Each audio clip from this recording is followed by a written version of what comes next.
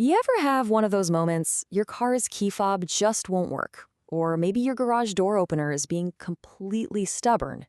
We all blame the battery, but the real culprit? It might just be an invisible storm of electronic noise.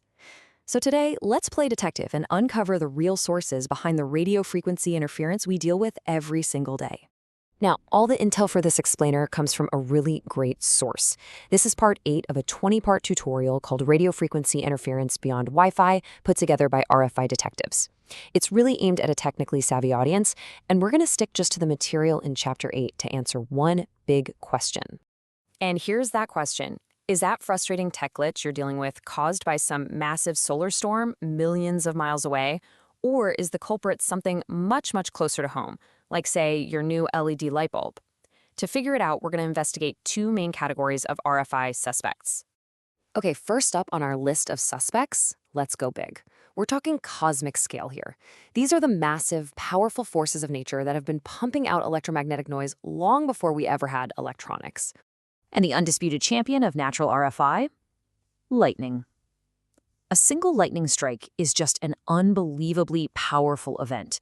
It creates this huge electromagnetic pulse that isn't just a little blip, oh no. It's broadband, which basically means it's like someone screaming into every single radio channel all at once. It just creates noise across the entire spectrum. And I'm not exaggerating the scale here. The source material makes a point to say these pulses are extremely strong and that they can travel for vast distances. So a strike in one part of the world can literally be detected on the other side. This is a global thing. But here's the really crucial part. With thousands of lightning strikes happening around the globe every single minute, all that energy kind of blends together. It creates this constant, low-level hum. Think of it as raising the general background noise floor or the static for everything. But it's not the specific sniper that took out your key fob in the parking lot. And of course, lightning isn't the only player in the cosmic game. You've got solar flares erupting from the sun, that faint hiss of cosmic noise coming from distant stars, and even subtle thermal radiation coming from the Earth, the sun, and the moon. They're all out there, they're all real, and they are all measurable sources of radio energy.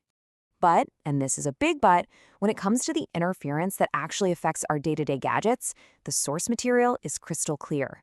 The impact from all of these powerful, amazing natural sources is almost always negligible.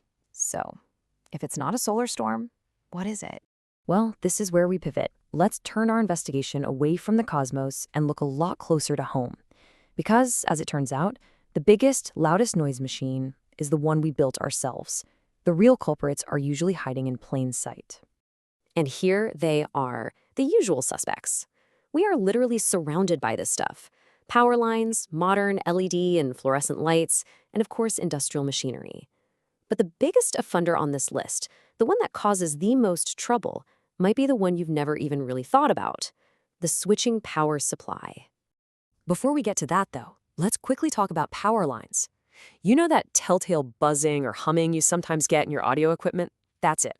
That's the 60 Hz signature of our electrical grid. And that frequency, along with its harmonics, can radiate out and cause trouble. Okay, now let's zero in on our prime suspect, the switching power supply. This little component is in everything these days. Your phone charger, your laptop brick, your TV, your router, you name it. To be so small and efficient, it has to switch electrical current on and off at incredibly high speeds. And that super high frequency switching, that's the problem. It's an unavoidable side effect that generates a ton of electromagnetic noise. And this noise escapes in two ways. It radiates through the air, kind of like a tiny, illegal radio station, and it also gets conducted back into your home's wiring, polluting the entire circuit for everything else plugged in. So, we've investigated the cosmic suspects, and we've lined up the neighborhood culprits. I think it's time to look at the evidence side by side and deliver the final verdict. And the verdict could not be more clear. There's really no contest. The source material says it flat out. The day-to-day interference affecting consumer devices overwhelmingly originates from man-made sources. I mean, when you just look at it like this, the conclusion is so simple, right?